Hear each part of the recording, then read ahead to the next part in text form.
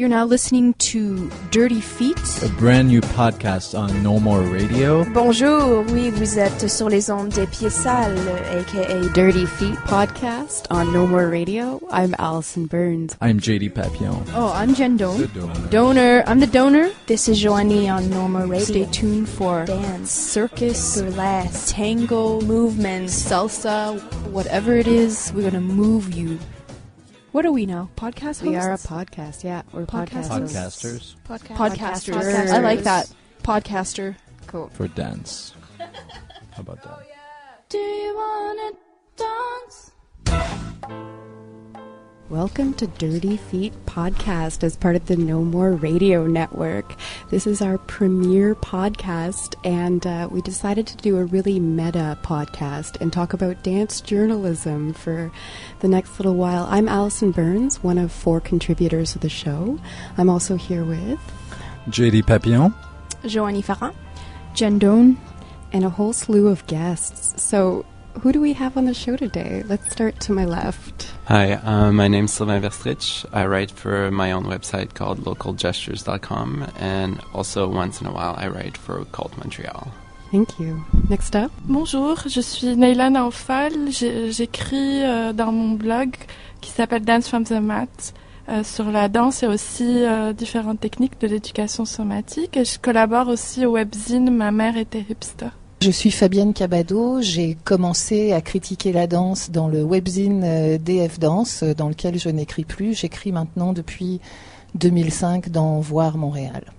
Hi, my name is Helen Simard, and I am a writer and co-host for the blog and radio show Danscussion, which is online at danscussion.com, and on the radio on Choc FM. Bonjour, Maud Mazur-Rotenbuller, également cofondatrice écrivaine dans Danscussion et à la radio Danscussion. All right. Now, where do we even start? I'm worried because this is a big question that I want to start with, but I think we need to get it out of the way. What is the role of the dance journalist? Alors, moi, j'ai envie de poser, donc Fabienne, j'ai envie de poser une première question qui serait encore plus large, c'est qu'est-ce qu'un journaliste en fait? Parce que j'étais surprise que pour cette rencontre-là, je sois la seule journaliste d'un média officiel et que tous les gens autour de la table soient des blogueurs, même si Sylvain devient un journaliste un peu plus officiel. Et en fait, moi-même, j'ai renoncé à ma carte de journaliste pour plusieurs raisons, mais notamment parce que le journalisme à la pige, c'est une situation très précaire au Québec et qu'en plus il y a de moins en moins d'espace pour les arts, mais pour la danse plus particulièrement dans les médias. Et j'ai décidé à un moment donné de vraiment me consacrer à la danse, donc de travailler pour des compagnies ou pour des théâtres aussi, pas seulement d'être journaliste. Donc j'ai renoncé à ma carte de journaliste. Alors moi j'ai une idée de ce qu'est mon rôle, mais je suis très curieuse d'entendre en fait tous ces blogueurs, de savoir si vous vous considérez comme des journalistes, si vous avez un code de déontologie, comment vous et quelle mission en fait vous vous donnez par rapport à vos auditeurs ou vos lecteurs. Sylvain, peut-être que je peux commencer parce que aussi Fabienne puis moi, on avait déjà été à une table ronde sur le rôle des médias. Et je trouve ça un peu drôle justement d'énoncer ces choses-là parce que j'ai l'impression Ça fait combien de temps, Fabienne? 3 ans peut-être. 3 ans. Et j'ai l'impression que mes réponses que j'ai données il y a 3 ans sont complètement différentes de ce que je donnerais aujourd'hui.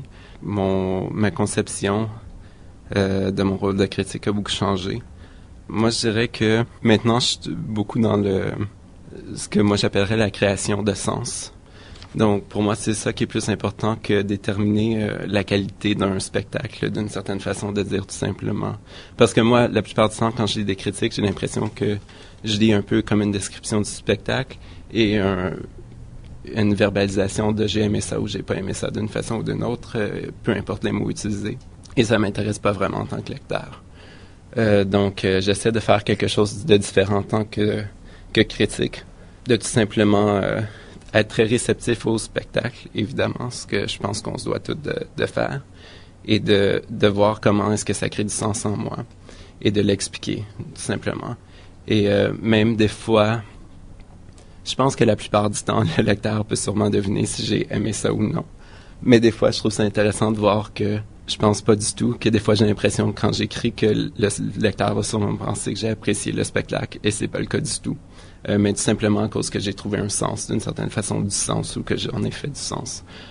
Donc moi, c'est là où j'en suis présentement. Et aussi pour moi, c'est très très important. Et c'est ça un des problèmes quand tu parles de est-ce qu'on se considère journaliste. Je sais pas, c'est tellement large en fait, et évidemment le sens change avec justement l'arrivée des nouveaux médias. Et mais moi, je pensais tantôt est-ce que je voudrais écrire pour un journal publié comme papier. Oui, j'aimerais ça, mais je serais pas prêt à sacrifier mon style, qui est un style que je me rends compte qui sûrement est pas publishable dans certains journaux, et même que je me rends compte déjà avec je suis juste publié dans la version web présentement de Court Montreal, donc j'ai une éditrice maintenant, et mes critiques sont différentes, évidemment, ils sont édités, et je me rends compte que je trouve que celles qui sont publiées sur Court Montreal sont beaucoup moins politiques et beaucoup plus génériques. Déjà en partant parce que toutes les choses que j'aime le plus dans mes critiques sont éliminées. Donc, il y a comme une censure, on dirait, au niveau du journalisme? Je dirais pas une censure, mais c'est sûr, comme un site comme Court Montreal, c'est quelque chose de très, très général. Ça couvre beaucoup de choses en culture et même des choses qui font pas partie de la culture. Donc, je pense que ça s'adresse d'une certaine façon. Il essaie de créer des critiques plus générales d'une certaine façon, qui tombent plus justement dans une description avec un « j'ai aimé ça » ou « j'ai pas aimé ça » d'une certaine façon. Mm-hmm. Donc oui, c'est sûr que je pense aussi les choses qui sont peut-être un peu plus spécifiques à la danse, que le lecteur qui est peut-être pas familier avec la danse comprendront pas, que c'est peut-être enlever des choses comme ça. Mais il te demande pas de retravailler, il corrige à ta place. Absolument aussi parce que, bon, évidemment, malgré que même je suis sur le web avec Court Montreal, moi, avec Local Gesture, je me donne pas de limite de mots d'une façon ou d'une autre, que ce soit court ou long. Donc, c'est sûr, pour eux, habituellement, ils préfèrent des critiques, on va dire, autour de peut-être 300-400 mots. Donc, c'est sûr, ils vont les couper pour que ça arrive là. Ouais, mais non, c'est publié et je le vois après. Si j'ai des commentaires à faire, je leur renvoie et je leur dis « OK, ça, c'est pas ce que je voulais dire » ou blablabla. Pour retourner un peu à ce que Mme Cabado disait, il commence de plus en plus à y avoir une carence dans les médias écrits au niveau de la danse, au niveau de la couverture de la danse, selon moi. Et on a vraiment vu l'éclosion des blogs, des podcasts sur la danse pour un peu couvrir cette carence-là. Et je pense que ça vient beaucoup du milieu. Les gens qui font ça, souvent, c'est des gens qui sont beaucoup impliqués dans le milieu. Et c'est sûr qu'il y a des questions d'éthique, de déontologie, comme vous avez dit, au niveau du journalisme, qui sont levées. Mais selon moi, ça vient beaucoup de ce besoin-là d'avoir une discussion parmi le milieu sur les spectacles, sur le procédé créatif, des trucs du genre. Et la danse, c'est pas mal le premier art qui a été coupé des médias écrits. En tout cas, selon moi, c'est un de ceux qui a le plus été négligé par plusieurs journaux. Donc, selon moi, c'est la question de déontologie, de tout ça. C'est compréhensible que ça vient d'une perspective un peu plus insider, de ceux qui sont dans le milieu de la danse. Donc, il y a moins cet écart-là entre le journaliste et le milieu, qui affecte la déontologie, c'est certain. Mais je crois que ça remplit un besoin, malgré tout. Helen Simard. Yeah, I don't consider myself a journalist in any way, and I don't think the purpose of our blog is to sell show tickets or do promotion. What I'm interested in doing as a dance researcher and as a choreographer, as an artist, is kind of unpacking what dance is in this city, not ideologically what it should be, but what actually artists do under the name of dance in Montreal. I really enjoy interviewing artists, talking to them about their process, trying to understand the work that goes into the creation of a piece, because for the average spectator, they come see a show and they just see the show. But there's so much work that goes into it, so much thought, so much physical investment, and I'm really interested myself in learning from artists what that work is. We're also interested at this point in our blog in starting to look not just at the artists, not just the dancers, not just the choreographers, but also the technicians, the cultural agents, the theater directors, and really understanding what the state of dance in Montreal is. As my particular research and interest is on street dance, I also enjoy trying to bring different types of artists to the show and to the blog, and trying to show that the Montreal dance community is a lot bigger than we think. We often think of dance as concert, Western stage dance, and actually there's a lot going on and a lot of people in this city participating in dance in some way or another, and I'm really interested in finding out what we as a city think dance is and talking to all those different perspectives and bringing them forward. Et Naïla, en tant que blogueuse aussi, oui. avez-vous... Oui. En fait, moi, quand j'ai commencé le blog, je voulais partager ce qui se passait à Montréal. Je suis pas mal reliée je viens d'ailleurs, donc à des communautés de danse d'ailleurs. Puis je voulais partager ce qui se passe à Montréal parce que je trouve justement que c'est tellement foisonnant, qu'il se passe tellement de choses et qu'il y a beaucoup d'innovation, et que aussi souvent la danse n'est pas abordée d'une manière super disciplinaire dans un rapport très frontal au public dans des salles de théâtre. Puis je trouvais que c'était intéressant. Puis j'avais envie d'en parler. Puis j'ai toujours aimé écrire. Puis j'ai toujours dansé aussi, mais comme amatrice. Et donc j'ai commencé à écrire pour rendre compte de ce que je voyais, pour partager ce que je voyais, pour décrire ce que je voyais. Et comme par ailleurs, moi je fais dans la vie entre guillemets, de la recherche en sciences humaines, j'essaye, selon ce que je vois, j'essaye toujours de contextualiser ou de relier à des choses qui se passent, des problématiques sociales ou politiques ou culturelles, mais pas nécessairement. J'essaye maintenant, en fait, on a pris avec Fabienne récemment une formation au regroupement québécois de la danse avec Katia Montagnac qui s'appelait « Cultiver son regard chorégraphique ». Son jardin. Oui, son jardin chorégraphique, effectivement. Puis il y a quelque chose qui m'avait beaucoup interpellée. Katia parlait de l'intérêt en critique de danse de toujours porter un regard nouveau sur l'œuvre, aussi d'essayer d'avoir à chaque fois un regard nouveau comme il y a des œuvres nouvelles. Et depuis, j'essaye de faire ça. Et aussi, je me suis sentie interpellée par ce que disait Sylvain. Même si moi, je n'ai pas aimé, j'essaye de regarder l'œuvre dans un contexte plus général et de voir ce que le chorégraphe essaye de nous dire. Et voilà, je trouve qu'il y a tellement de textures dans une œuvre, tellement de choses à dire. Puis je ne sais pas si je me considère comme une journaliste ou une critique de danse. J'essaye de faire juste ce que j'ai envie de faire et de partager ce que je vois et les choses auxquelles je pense et je réfléchis. Donc, voilà. Les blogs donnent beaucoup de liberté à ce niveau-là, quand on parlait de... Oui.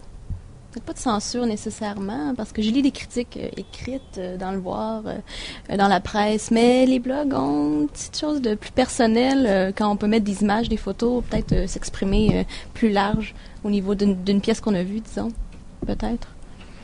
There was something also that Hélène said that struck me, and because it's also my own way of thinking, when she said that she doesn't view a role as selling tickets or promotion, because recently I did at the beginning or at the end of last dance season, I think, is I decided to write down my sort of critic's manifesto of all these thoughts that have come to me in terms of how I want to write about dance and what I want to read about dance. And that was actually one of the things, is that I said that dance criticism is not advertising and it's not public relations. So, and that one of the rules that I put on myself, which of course I break all the time because that's the way it goes, but is that, it's a pretty hardcore rule, but is I try to not write any sentence that could be used for publicity purposes by the dance companies, or which of course sometimes I cheat on. And it's the same thing as, you know, when I was talking earlier about not wanting to communicate in a way whether I like a show or not. Of course, if I love a show, I want other people to see it, but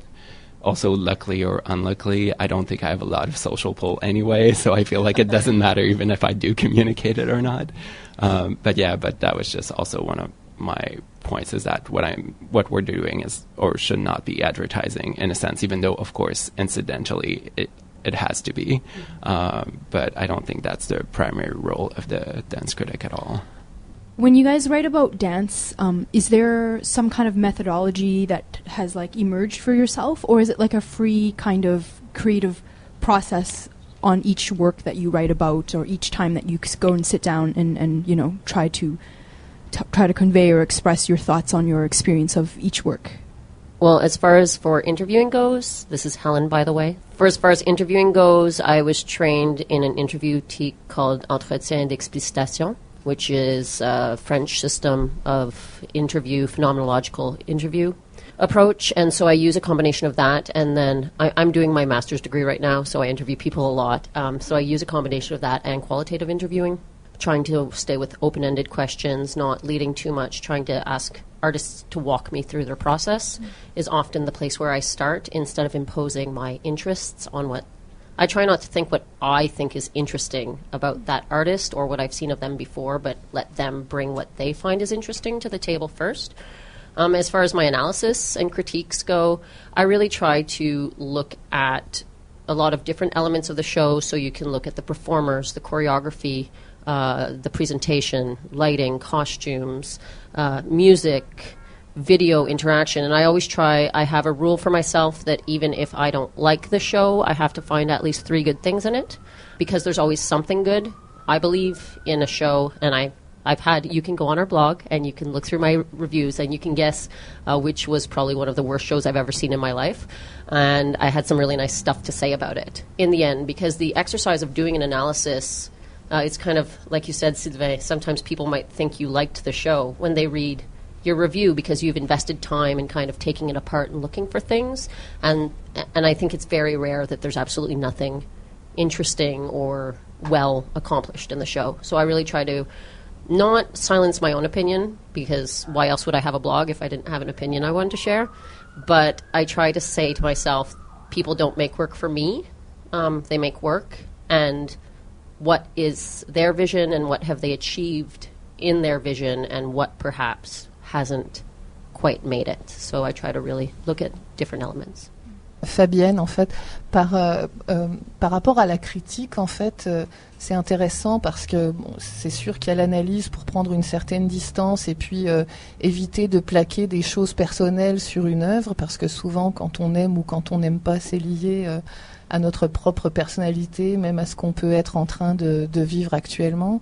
Je trouvais intéressant ce que disait tout à l'heure Sylvain sur l'idée de donner du sens, pour en revenir au rôle du journaliste, en fait, pour moi, qui fait beaucoup plus d'articles préliminaires, de pré-papier, donc d'entrevues avant les spectacles, que de critiques, parce que dans le Voir, on fait peu de critiques en danse, parce que les spectacles ne restent pas assez longtemps à l'affiche.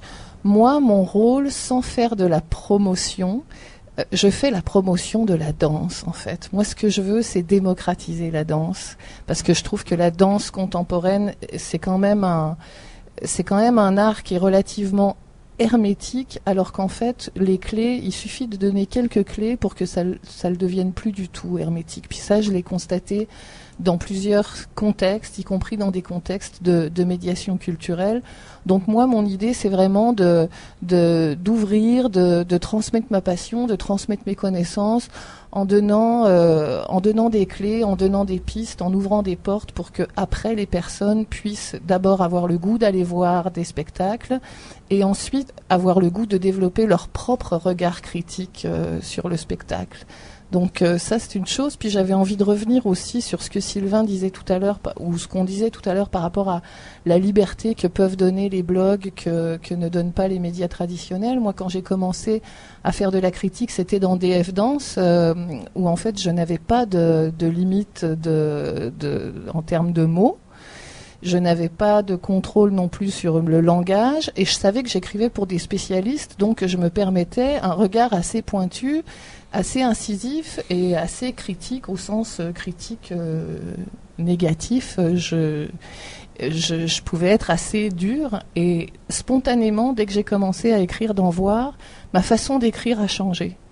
Non pas parce que moi j'avais changé ou que le média me demandait de changer mon écriture, mais parce que je savais que mon public n'était pas le même, et que pour ce public-là, il y avait des choses que je pouvais dire et des choses que je ne pouvais pas dire. Donc, c'est pas une censure, mais c'est un contrôle, une forme de canalisation, en fait, qui dépend du média dans lequel on travaille.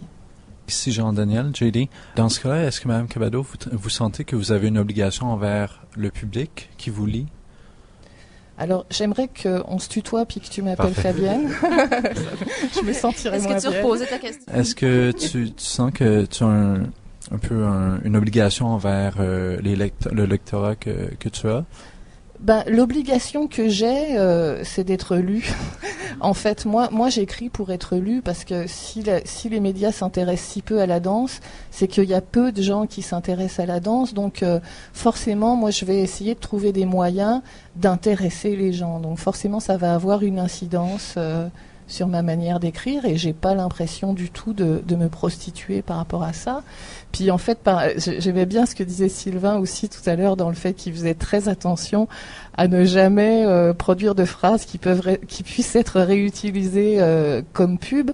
Moi, je trouve que utiliser des formules punch, c'est aussi une manière d'attirer le public. Donc, que ce soit en positif ou en négatif, faut faire attention à pas faire des effets de style et à pas se regarder en train d'écrire. Mais je pense que des fois, la formule aide à attirer le client. Helen, I also find that drawing in maybe references to popular culture often helps because dance is so abstract and it's a very insular medium. And we, in Montreal, most of the time when you go see a show, half the audience are dancers and the other half are dance students or people who go, or critics or people who go every week to see shows. And so there's a way of speaking, like Fabienne said, about dance that then dance people get. But I find that the audiences are getting smaller. And if we want new audiences to come, they have to understand it sometimes in references that maybe reference to music or reference to movies or reference to things that the average person might be more familiar with so that they can understand links between things that they understand in their own lives and the images they're seeing in front of them as well in dance. JD here. Do you feel then that reaching a broader audience is going to be more possible if you don't go through a specialized blog? Like if you were writing for something like Bloody Underrated or Edge of the City, anything that's not just about dance, that it's going to reach a broader audience? We've had about 65,000 views since we launched our blog on February 1st of this year. So I think we're reaching some people, and I think what people like about it is that there is a diversity of voices. And we do try to touch on not just dance, but also sometimes theater and on more experimental things that cross over. I'm really interested in actually music performance, watching them as choreographies these days. So when I go see bands, I tend to analyze it in choreographic terms. So I think there is an audience that's interested, and I think that we can not play to them, but welcome them into our little world. Because without, I mean, it's a question as an artist as well. A lot of people will say you can't make work for an audience, you can't write for an audience. Well, with no audience, unfortunately, this dance form is going to stop existing. And so we have to make people feel welcome, I think, and not exclude them and not... They often feel, I don't understand. So I think both have their role. I think, hopefully, to me, if someone maybe gets into Sylvain's work through Cult Montreal, then they'll go follow his blog and be able to look more in depth at what he's doing. So I think that both definitely have their place. Neila, je suis d'accord avec toi, Hélène, mais en fait, il me semble effectivement que dans mon expérience à moi, que les blogs spécialisés en danse auront moins de public que les blogs plus culturels en général. Je me rends compte que chaque fois que j'ai publié, j'ai fait une contribution à un webzine qui parlait d'autre chose. Je savais que mon article était beaucoup plus lu que quand je publie chez moi et que les gens ne vont pas forcément aller cliquer pour aller chez moi parce que ça c'est aussi la manière de surfer en ligne, c'est que les gens essaient toujours de rester dans le site où ils sont, ils vont pas forcément en sortir. Donc je pense que les deux ont leur place, que c'est important d'avoir des médias spécialisés en danse où on peut peut-être aller plus loin aussi dans le regard critique. Ou juste d'avoir un média vraiment qui ne parle que de danse. Et c'est aussi important qu'il y ait des médias qui parlent de plusieurs formes d'art. Et voilà. Maud, pour revenir à la formule magique un peu de l'écriture d'une critique, nous, pour Danscussion, c'est vrai on vient toutes de la recherche. On a tout un point de vue, on est tout en maîtrise en danse, donc on a vraiment tout un bagage assez théorique. Il y a des chorégraphes, il y a des interprètes, on a plus comédienne aussi, donc on a tout un point de vue assez divers et on s'est posé ces questions-là quand on a monté Danscussion. Est-ce qu'on est des journalistes? J'ai pas répondu à la question tout à l'heure, mais on a plus eu envie de de se démarquer du journalisme pour aller dans des critiques ou dans des entrevues plus en profondeur, ce qu'on voit pas beaucoup en journalisme, vraiment parce qu'on vend pas de billets. Donc on veut vraiment juste faire connaître et rendre accessible, et je pense que on s'oblige dans nos critiques à ce que nos écritures soient accessibles à chaque fois. Donc c'est est-ce qu'on décrit plus ou est-ce qu'on utilise un style beaucoup plus libre et beaucoup plus accessible. Je sais pas si ça marche, ça a l'air de marcher en tout cas pour certains. On cible des publics aussi de temps en temps quand c'est des shows étudiants. On va essayer de cibler des étudiants quand c'est des... Voilà, donc on essaie de s'adapter et de rendre accessible le plus possible. Donc peut-être une écriture plus libre, mais toujours fondée et argumentée, et se baser sur nos théories à nous, c'est-à-dire tout ce qu'on étudie et mettre en pratique chaque savoir qu'on a, et aussi se faire confiance à soi parce que on est toutes différentes, on a un style d'écriture totalement différent à chaque fois, mais on essaye toujours de mettre notre couleur dans chaque critique, je pense, avec nos mots, avec notre façon de faire. Donc c'est un peu la formule magique de la critique à Danscussion, je pense. Et on va essayer de continuer le plus possible pour pas trop de censure et voilà, et pas trop de contrôle non plus, mais on a un regard quand même chacune les unes sur les autres sur ce qu'on écrit, c'est sûr. Donc voilà, c'est juste pour répondre un peu à la question. Ouais. Naïla, moi j'ai une petite question pour Maud et Hélène. Mais par exemple, je sais que plusieurs d'entre vous, en fait, toutes, vous êtes en maîtrise de danse, vous allez bientôt présenter des recherches-créations. Non, moi je fais pas de la recherche-création, je suis créatrice. D'accord. Mais je fais de la recherche sociologique sur la danse. D'accord. Et toi, Maud, moi je fais de la recherche théorique. Clara, elle aussi, a une recherche théorique. Et Stéphanie, elle fait de la recherche-création sur l'interprétation. D'accord. Mais donc, mais si jamais l'une d'entre vous a un spectacle, est-ce que vous en parlez? Est-ce que vous l'annoncez? Est-ce que vous faites une entrevue? C'est quoi votre code par rapport aux personnes qui font partie de l'équipe de Danscussion? Ça s'est présenté, donc Maud. Hélène était en représentation pour Scrap de Mathieu Leroux. C'était un spectacle théâtre, performance, danse. Et en fait, je t'avoue que je répondrais que ça s'est pas trop présenté parce que quand moi j'ai fait l'entrevue avec Mathieu, j'ai interviewé Mathieu et non pas l'équipe. Et Hélène était dans l'équipe, mais j'ai pris le portrait de Hélène comme interprète. Elle faisait plus partie de Danscussion dans ce moment-là. Tu vois, c'est juste qu'on change les facettes des gens avec qui on travaille. Mais sinon, ça s'est pas présenté sur nos recherches personnelles encore. Ça va peut-être se présenter. Mais pour le moment, ça fait partie du travail de présenter qu'il y a, par exemple, une recherche en danse. Donc, on sera les bienvenus, je pense, au micro, et on changera juste, nos visages pour se mettre en position on va questionner sur la danse. Donc c'est autant intéressant de savoir ce qui se passe en recherche que de savoir ce qui se passe en spectacle, que dans les costumes, que tout ce qu'il y a. Well, I did an interview. I was the host for Piss in the Pool this summer, and I interviewed all the artists and wrote a pre-paper about the show, which kind of fit because my job in the show was hosting the show. So it was a discussion with me with the artists, getting to know them a bit. And Stephanie wrote a review of a show at the FTA that the short and sweet that I was part of at the FTA. So, I mean, I was a touring artist for 10 years, and I'm not immune to criticism. So, you know what I mean? I'm open to it, and if they ever have something to say to me, I'm more than happy to hear it. Because to me, one of the reasons I wanted to launch a blog was, as an artist, I found it very frustrating that newspapers, as Fabienne said, can't write reviews of shows very often. And it's very frustrating as an independent artist to work really hard to do 70 shows in a year and to get almost no critiques of your work. And to have a dossier de presse that's full of pre-papers, but no returns on the work, right? And so for me, I always really enjoyed, Sylvain, I think, has written reviews of my shows in the past, and it's always great to get these longer returns on your work, because as an artist, I really appreciate it. I'm trying to create work to have discussions with an audience. Je pense que c'est surtout une question de point de vue et savoir qui s'adresse à qui.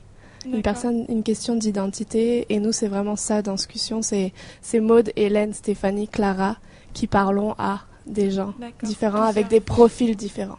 Fabienne, mais ça c'est évident pour vous, mais c'est pas forcément évident pour le lecteur.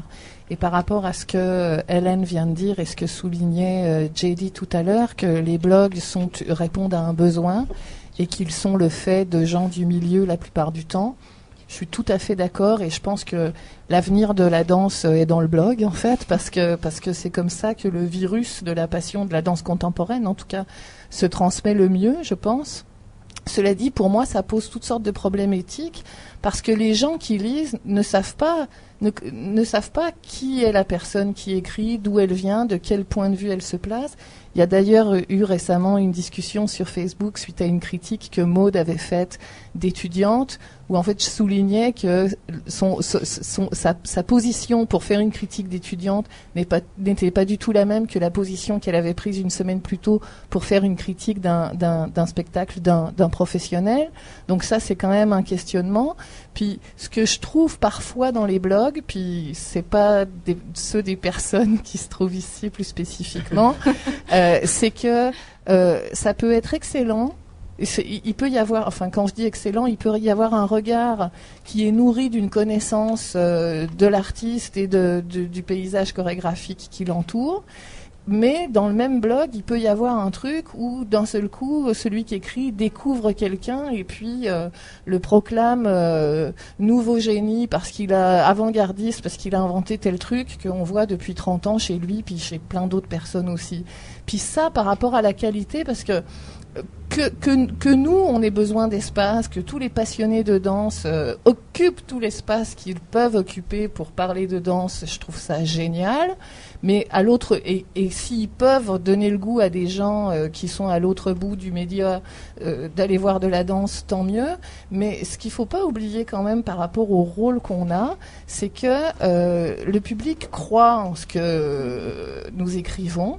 Et le public attend qu'on lui dise quoi penser. Beaucoup. Le lecteur attend beaucoup qu'on lui dise quoi penser. Tu sais, dans le voir, quand je fais une critique, il faut absolument que je donne un nombre d'étoiles. Je trouve ça complètement débile parce que entre 0 et 4 étoiles, il y a tellement de nuances et tellement de raisons d'expliquer pourquoi t'aurais mis 4 et pourquoi t'aurais mis aussi 0 à ce même show.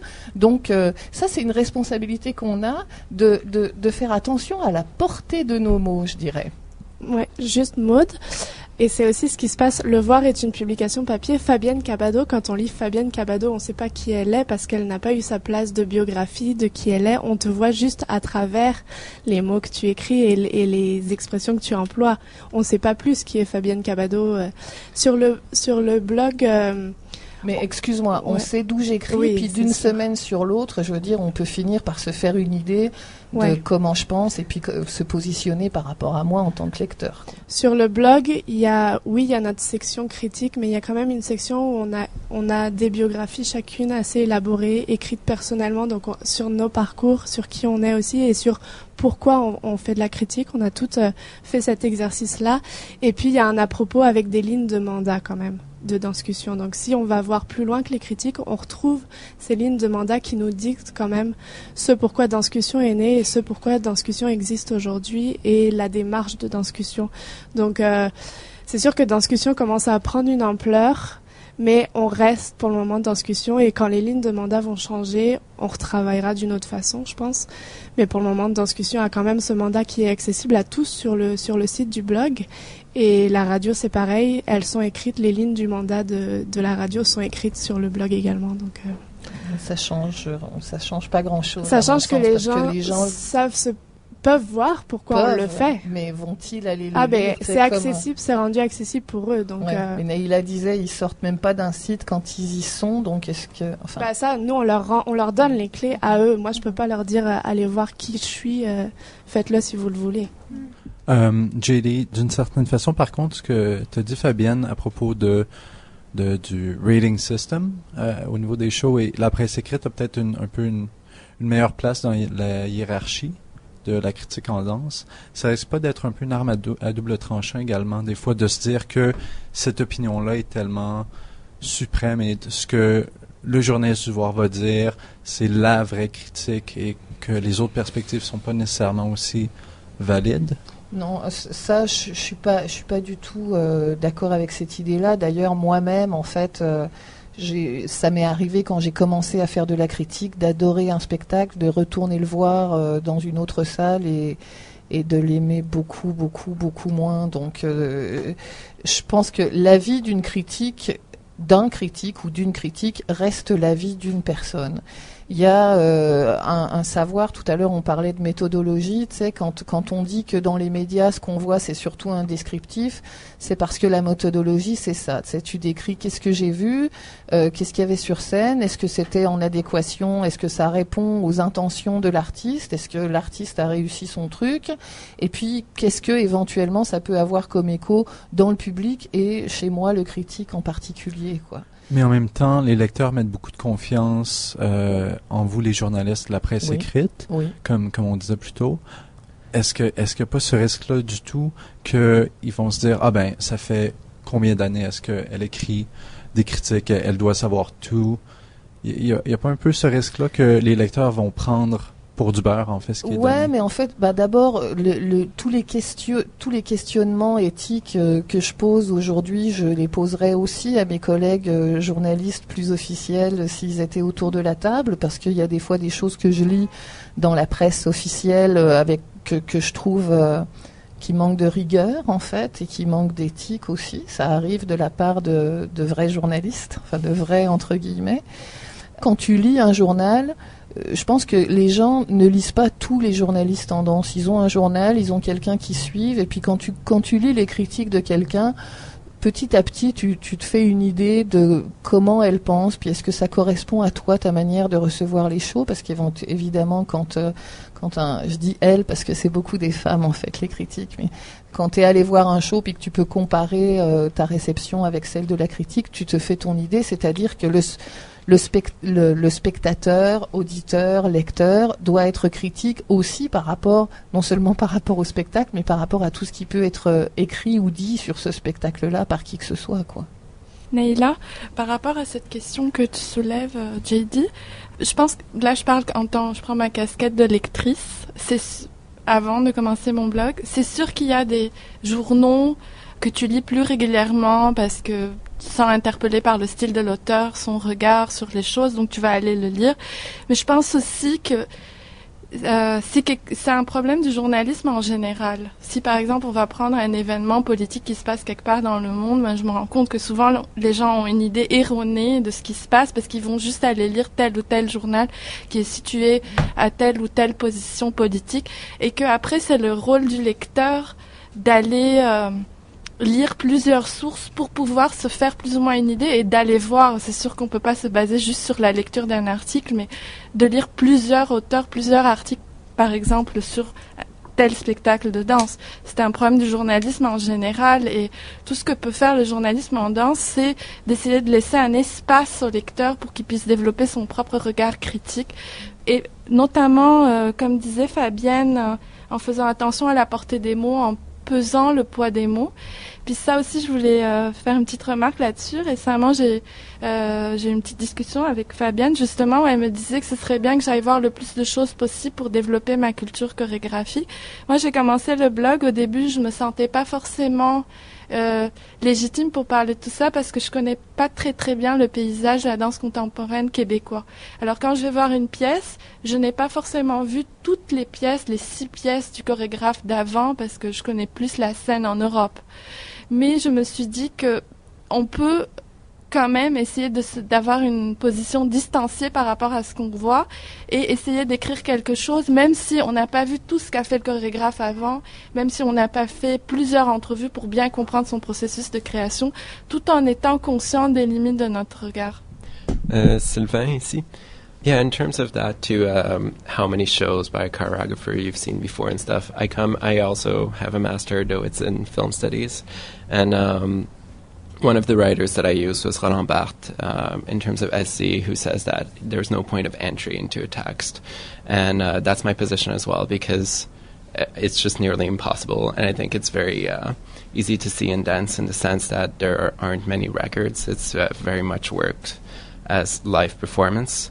And so that for us, it's impossible to just go back in time and view those earlier works. And I understand in a sense that it might skew our perception in terms of if we haven't seen the choreographer's work before and it's new to us.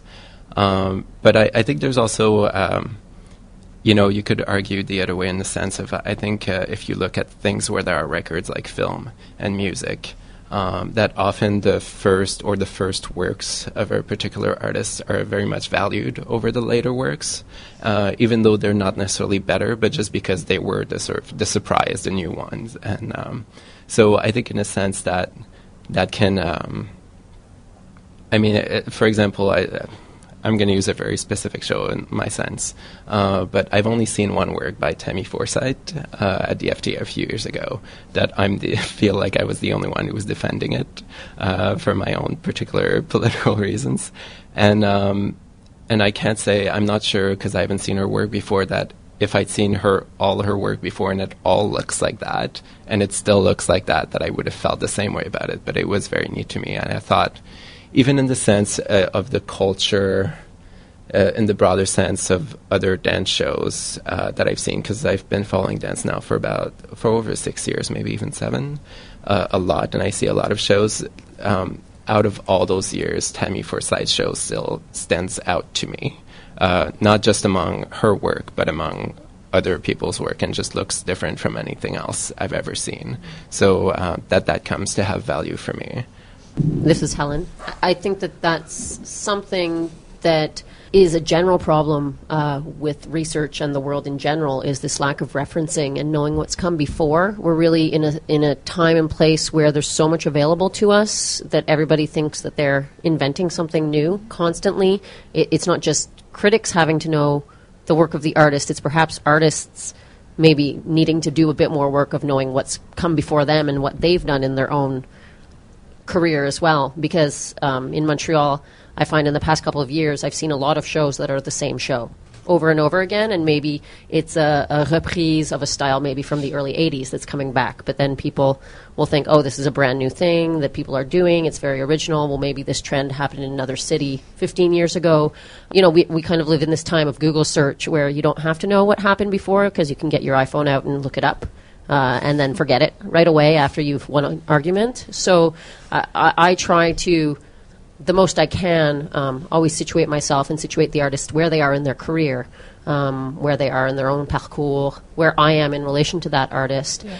And then unfortunately, at the end of the day, even doing all that, I think you have to try to appreciate the work you're watching in and of itself, and not put the pressures on it of what's come before or what might come after, right? Like, it's good to situate and then at the same time say, is this work réussi for this time and place, no matter who this person is or what they did before or where they're going to go after.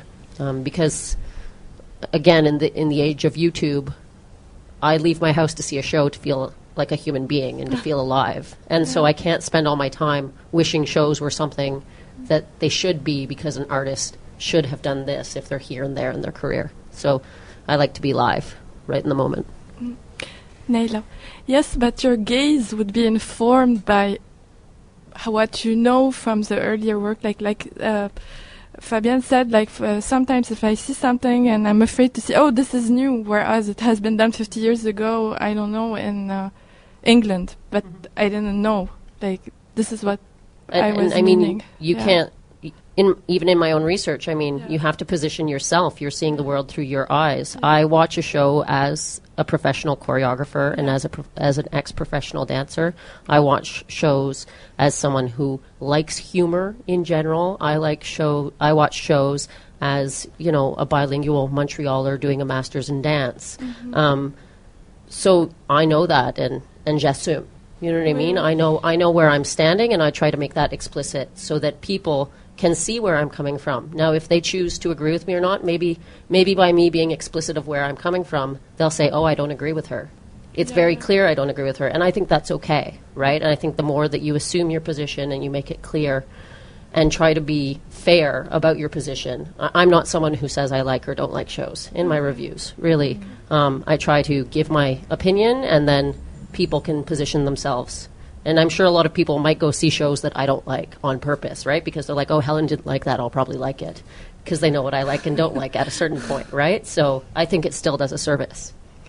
Fabienne, en fait, par rapport à cette question de la critique, je trouve c'est bien effectivement de préciser d'où on se place. Toi, tu aurais pu dire que c'était la première fois que tu voyais un show de Tammy Forsyth et que tu sais, de te repositionner. Même récemment, il y avait une critique de Frédéric Doyon dans Le Devoir sur Political Mother. C'était une mauvaise critique, puis elle terminait en disant mais je ne suis qu'une occidentale bien confortable. Donc elle se remettait elle-même en contexte en tant que critique par rapport à l'œuvre qu'elle critiquait. Mais en fait, je pense à un truc qui est positif des blogueurs. C'est l'autre côté de la médaille. Tu sais, je disais des fois ils connaissent rien puis ils trouvent quelque chose de génial. Mais en même temps, moi, j'emmène souvent des gens qui sont pas des grands fans de danse au spectacle avec moi. Puis souvent, ils trouvent des choses extraordinaires que moi, je trouve bof, parce que j'en ai déjà vu. Puis au fond, je me dis, ce qui est important, c'est pas moi ce que je pense ce soir-là, c'est ce que la personne que j'ai amenée au spectacle pense. Parce que le spectacle, il est fait pour elle, parce qu'il est fait pour le public at large. Il n'est pas fait juste pour moi.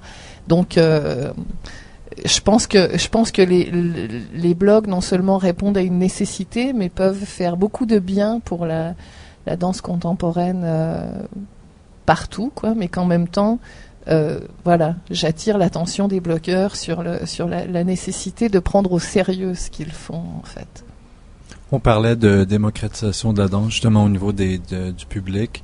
Je crois que c'est un des avantages, comme tu dis, Fabienne, que oui, il va y avoir une grande emphase sur la subjectivité de l'écrivain ou de la personne qui va faire l'interview. Et ça permet justement, peut-être au public de plus se dire, je peux avoir cet œil nouveau qui en connaît peut-être moins sur la danse et de vraiment pouvoir soit m'exalter par rapport à une pièce ou vraiment détester pour des raisons. Je crois que l'important, par contre, de garder en tête, c'est d'avoir une perspective où tu peux pousser plus loin tes idées, malgré le fait que tu as peut-être moins de connaissances au niveau du chorégraphe, du milieu, de l'histoire, mais de pouvoir dire au niveau de justement l'utilisation de l'éclairage, au niveau de la relation entre le mouvement et le son, c'est de vraiment mentionner des systèmes plus que dire j'ai pas aimé ça, c'était plate tout le long. I have a burning question. This is Jen. It is kind of going back a little bit to what Helen was saying, being like a choreographer and finding that you weren't able to get a lot of, press reviews for your shows. So, I mean, being a young artist myself and being in that same position where it's very helpful when you have reviews or things that you can put together for your own press kit. As dance journalists, how do you guys think that for young artists, because with big companies it's so easy, they have a whole marketing team working for them and people will come to see Marie Chouinard and people will come to see Marie Brassard and all that. But for young artists who are starting and want to get reviews and want to get their stuff together, how do you guys feel as like advice or how can we get out to you guys? How can we, reach out and get these reviews and things for ourselves? I would say I can speak more from my experience of running an independent dance company. The artist has to be willing to do the legwork.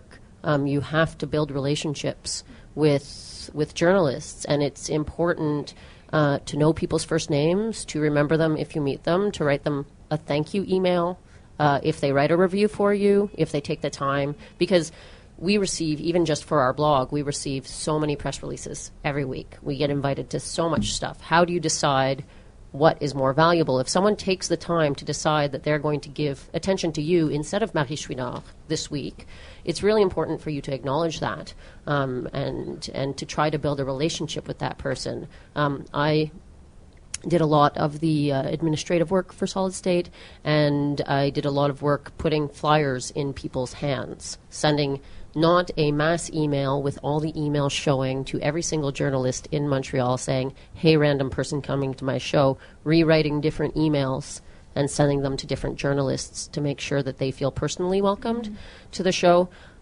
Taking time to do interviews. I think this is a huge thing we see in our blog, that the more experienced an artist is, the more willing they are to give us time for an interview. Sometimes when people have been doing it for 20 years, they're used to it and they have the time to speak to you, and sometimes younger artists, because they're wearing so many hats, feel they don't have time to talk to you for 15 minutes, and that's what stops them sometimes from getting an interview, pré-papier, is that they don't have the time because they're juggling so many things. But it's very important. Having a press kit is incredibly important for a young artist. And without one, it's very hard to convince people out of town to buy your show. So I'd say invest the time, do the legwork, and go and say hi to Fabienne when you see her at a show. And then, make sure to say hi the next time as well. I'm taking good notes. All right, I got that. Maud, juste pour compléter ce que dit Hélène, et on parle, je pense, vraiment de notre position de discussion, c'est que on incite toujours à venir discuter. On est ouverte parce que nos papiers sont nos papiers, mais on est toujours ouverte pour venir accueillir les artistes. Et on a beaucoup de gens qui viennent nous poser des questions sur qu'est-ce qu'on a écrit, pourquoi on l'a écrit comme ça, qu'est-ce que ça veut dire, parce qu'un papier, 400 mots, c'est pas grand-chose. Il y a une exigence de style, de quelque chose. Et on est, voilà, comme on dit, venir faire un bisou à Fabienne ou quoi, c'est pareil. Toujours, on est prête à parler de ce qu'on a écrit, de notre point de vue, d'argumenter un peu plus personnellement, et on le fait déjà pas mal avec les artistes, de parler de notre point de vue pour donner des clés un peu plus aux artistes, aux techniciens, n'importe qui. Voilà. Je veux préciser qu'on n'est pas obligé de m'embrasser pour me remercier d'être venu au spectacle. D'ailleurs, le merci est pas nécessaire. C'est très anglophone, ça, de dire merci. Mais moi, quand j'ai fait une critique ou quand je viens voir un spectacle, je fais mon travail. Tu sais, souvent les gens me remercient. Quand c'est quelqu'un de tout jeune, c'est vrai que souvent, quand c'est des jeunes, on peut être déçu, ennuyé. Les travaux sont plus souvent moins intéressants, donc c'est un effort d'aller voir de jeunes créateurs, mais le merci est pas nécessaire. Par contre, dans la relation personnelle qu'on essaye de développer avec un journaliste, montrer qu'on a quelque chose d'intéressant à dire, qu'on est passionné par une démarche et qu'on a de la matière, ça c'est quelque chose qui peut faire qu'on va s'intéresser plus facilement à vous, quoi, parce que souvent dans les dossiers de presse des jeunes compagnies, il y a beaucoup de mots, beaucoup de choses très brumeuses qui sont très poétiques et très intéressantes, mais qui souvent cachent un vide abyssal dont le journaliste se méfie. I would like to pose this question that I've been mulling over, and I know a lot of other people have for a while, about standing ovations and how there are so many standing ovations these days, and to a certain extent unwarranted standing ovations. Does anybody want to speak to that?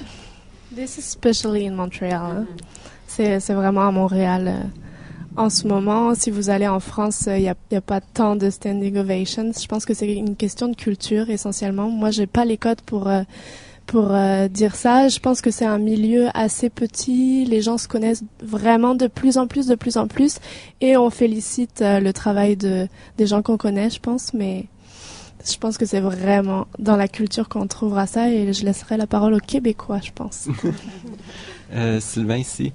Je pense que ça dépend parce que je trouve que pour moi c'est le standing ovation, ça n'a aucun poids d'une certaine façon parce que justement je trouve que c'est un peu, je dirais même pas arbitraire, mais qui a aucune relation avec la qualité du spectacle. C'est plus comme si tu vas à Tangente, il y aura quasiment jamais de standing ovation. Sûrement en partie parce que c'est une petite pièce, donc il n'y a pas autant de gens pour partir la chose. Tandis que si tu vas à la Place des Arts, quasiment inévitablement, il va en avoir un. Je pense qu'il y a aussi une question de classe, d'une certaine façon. Je parle de classe sociale ici, dans le sens que, justement, je crois que beaucoup de gens, on va dire, à la place, comme à Tangente, je dirais, ce serait plus des personnes qui sont vraiment des amateurs de danse qui vont y aller pour remplir la petite salle, tandis qu'à la Place des Arts, ça peut être des gens qui vont voir des spectacles qui sont pas nécessairement amateurs de danse pour différentes raisons. Et bon, quand tu as payé $80 ou $100 pour le billet, tu dois dire que tu devrais être satisfait à la fin. Donc, je pense que ça joue là-dedans. Mais ouais, moi, c'est quelque chose. Puis même pour baisser ça d'une coche, des fois, je trouve que les applaudissements, je trouve que les gens mettent trop d'importance là-dessus. Comme si... Pour moi, c'est pas une réaction naturelle d'applaudir. Ça dépend dans quel contexte. Des fois, justement, si tu vois une pièce qui est très, très dérangeante, bon, je viens de voir Miguel de Nicolas Quentin. Je pense qu'applaudir à la fin de ce spectacle-là, c'est pas naturel. Il faudrait que tu aies quelque chose de pas correct dans ta tête pour applaudir. Mais c'est comme c'est un rituel qu'on fait. Donc, on se sent obligé d'applaudir. Fait qu'évidemment, ça c'est des applaudissements comme minimes. Mais ça veut pas dire que le spectacle est mauvais du tout. Ça veut juste dire que, justement, peut-être que le spectacle a vraiment eu un impact sur nous et qu'on n'est pas dans une position pour applaudir. Et même moi, d'une certaine façon, en fait, une histoire, le show qui m'a donné la piqûre pour la danse, c'était les solos Carole Prière de Marie Chouinard à la 5e salle de la Place des Arts. Et c'était le premier spectacle de danse contemporaine que j'ai vu, en fait. Et je pense encore souvent parce que, justement, à la fin, c'était vraiment, vraiment excellent et tout le monde s'est levé. À part moi, et c'est pas à cause que je voulais pas, mais c'est à cause que j'en étais incapable. J'étais incapable de bouger, de me lever, et je me sens encore coupable de pas m'être levé. Et maintenant, justement, pour pas faire un standing ovation, juste à cause que pour être suiveux, dans le fond, et faire comme tout le monde, c'est comme la ligne que je me donne, que je me dis, si je me sens capable de me lever, donner un standing ovation, j'en donne pas. Mais si je me sens l'impression que je suis pas capable de bouger, je me force à me lever pour faire un standing ovation, même si je suis la seule personne qui va être debout. Et que ce soit pas justement arbitraire, mais que ce soit vraiment un sentiment sincère de ma part. Yeah, I mean, I think it goes even farther, like Sylvain was saying, than the standing ovation. It's the 3, 4, 5 callbacks that are obviously choreographed. So the person's expecting to come out and bow 4 times, right? I mean, it's good to be prepared. It looks better. But I think we're really... Yeah, and maybe it is that so many people know each other. And I think it is partly, too, that we want to validate that dance is important and show people that we support it. But I definitely think that we are a very nice audience in Montreal. And people are sometimes shocked when they come from out of town and they're like, oh my God, people really like the show. And I'm like, no, it's just Montreal. It's okay. They like everything. You know what I mean? But I think it could pay for audiences and for artists to be a bit more critical and not perform for that applause, right? Because at the end of the day, if you're performing wanting that applause, then you're pushing a certain aesthetic. And maybe if we start looking at shows, maybe some shows don't need that as a response. Maybe some shows need a more brooding or somber response to them, and maybe that would be a more appropriate way of showing our appreciation.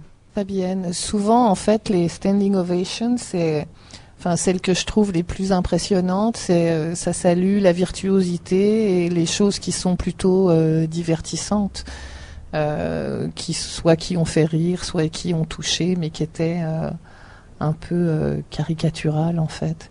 Mais pour en revenir au journalisme, il y a une question qu'on n'a pas encore abordée, puis qui moi me semble quand même très importante, c'est la question de la rémunération du journaliste. Parce que qui autour de la table est payé pour le faire? Moi. Et ça, en fait, je me demande. D'abord, je trouve que c'est dramatique parce que à un moment donné, tous les bénévoles qui sont passionnés, quand ils vont se lasser, à un moment donné, quand ils auront justement toute l'expérience pour pouvoir encore mieux parler de danse, ils auront peut-être autre chose à faire que de faire du bénévolat dans des radios ou sur Internet. La question de l'argent aussi, récemment, on discutait avec Naïla parce que souvent les blogueurs se sentent obligés d'écrire parce qu'ils ont eu un billet gratuit. Donc là, on entre dans une logique marchande que je trouve un peu bizarre et que je trouve très dommageable, parce que je me sens obligée d'écrire parce que tu m'as donné un billet. Mais après, jusqu'à quel point je vais me sentir obligée d'écrire quelque chose de bien parce que tu m'as donné un billet, ça c'est un peu touchy, Puis j'aimerais vous entendre si vous avez une réflexion déjà autour de cette question-là. Sylvain ici, moi je me sens pas obligé de donner une bonne critique du tout à cause du billet. Pour moi, le travail d'écriture est déjà le travail. Justement, peu importe que le show soit bon ou mauvais, ça change pas la charge de travail. Mais aussi, de mon côté, c'est une des raisons pourquoi je fais presque pas d'entrevue, parce qu'une entrevue, c'est beaucoup plus de travail qu'une critique. Donc, justement, vu que je suis pas rémunéré pour ça, je préfère juste faire une critique parce que c'est quelque chose que je me dis, OK, ça vaut quand même la peine pour moi en termes d'argent, on va dire, c'est ça, tandis que si je fais une entrevue, ça vaut plus la peine du tout. Mais oui, mais en termes de critique, ça n'affecte pas du tout ce que j'écris. Naïla. C'est une question vraiment intéressante. Moi, quand j'ai commencé le blog, maintenant je travaille à temps plein. Donc tout ce que je fais pour le blog et aussi pour Ma mère était hipster, je le fais le soir ou la fin de semaine. Et souvent quand je vais à un spectacle, je vais veiller jusqu'à 2h du matin parce que je veux à tout prix que l'article sorte le lendemain. Mais c'est plus quelque chose que je me mets comme obligation à moi. J'essaye pas... je ne me sens pas obligée d'écrire une bonne critique. Mais par contre, c'est vrai qu'on reçoit beaucoup d'invitations et que quand j'accepte une invitation, je me demande souvent si je dois écrire une critique à tout prix. Ou des fois, il arrive qu'on n'ait rien à dire. Ça m'est arrivé récemment. J'ai aussi vu Miguel dit Nicolas Quentin, puis je réfléchis encore là-dessus, puis pour le moment, je n'ai rien à dire encore. Donc, je veux pas non plus écrire quelque chose juste pour écrire quelque chose. Ces temps-ci, avec Internet, on a tendance à tellement diffuser de contenu et des fois, ça n'a plus aucun sens. Mais donc, quand j'ai commencé le blog, je faisais beaucoup d'entrevues parce que j'avais beaucoup de temps libre et je faisais aussi des entrevues avec des praticiens de l'éducation somatique. J'ai fait une sur la gyrotonique avec Isabelle Mon. J'en ai fait sur le yoga restaurateur, etc. Puis là, c'est vrai que j'en ai fait aussi avec France Geoffroy pour la danse intégrée. Et j'ai aussi interviewé ses élèves. Puis c'était passionnant, puis j'ai appris tellement de choses. Mais c'est vrai que chaque entrevue me prenait au moins une semaine entière pour la traiter, parce qu'il fallait faire l'entrevue, puis transcrire. Et je prenais vraiment le temps pour valoriser ce que j'avais recueilli aussi comme impression, comme réflexion. Aujourd'hui, je ne peux plus le faire. Et parfois, je regrette parce que c'est vrai que même dans une critique, si j'avais le temps de faire une entrevue avec le chorégraphe et les interprètes, j'aurais plus d'éléments sur le processus de création. Et c'est quelque chose qui m'intéresse beaucoup, moi, le processus de création.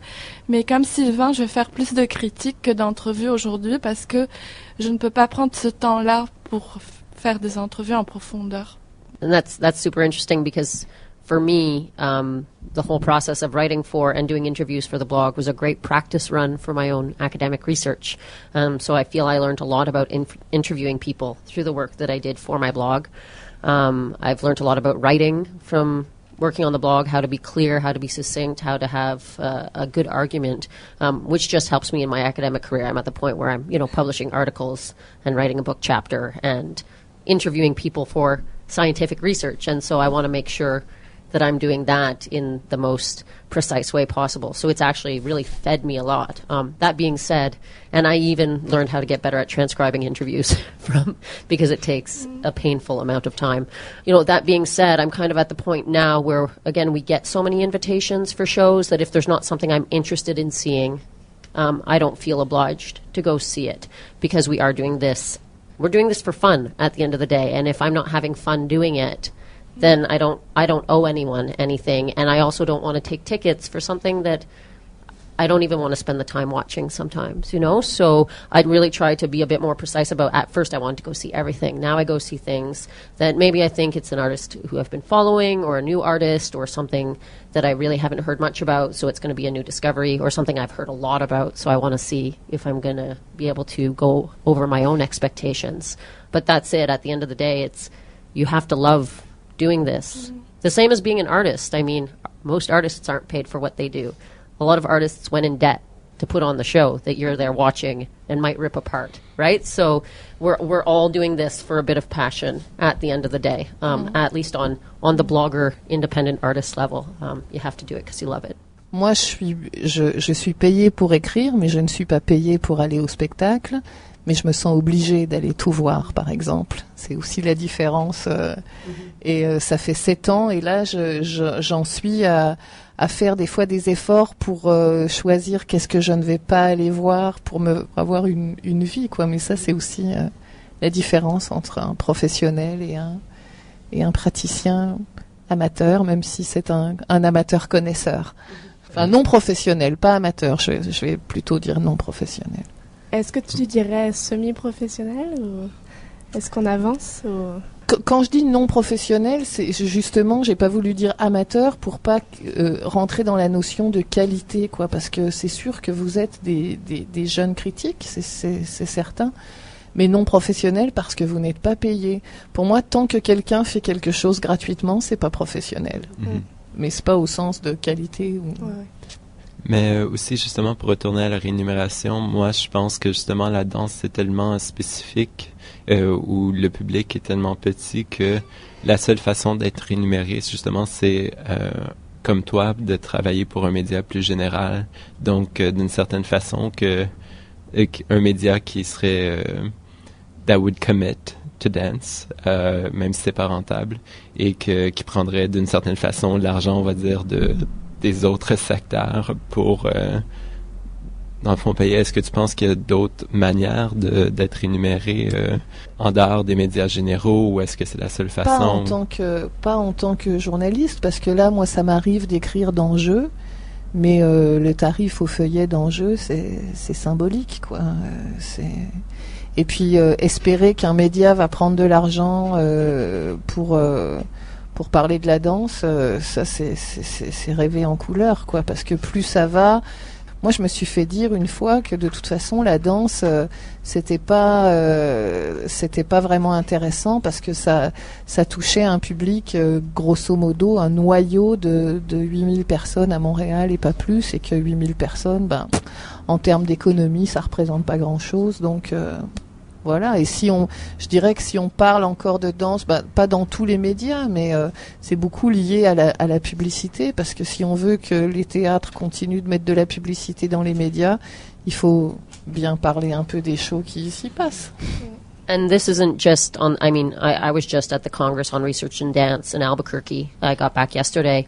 It's one of the biggest academic conferences on dance in North America, and you had to pay to be in it. You're not paid for your article that you publish. You're not paid to go. So I think that there's a lot around dance that just is not a viable income-making project. And again, it's unfortunate because artists, so critics, so everybody down the chain, even, I think even cultural agents and people who run theaters aren't that well paid, at the end of the day, when you look at how much work they do. So we're kind of the ashtray of the arts.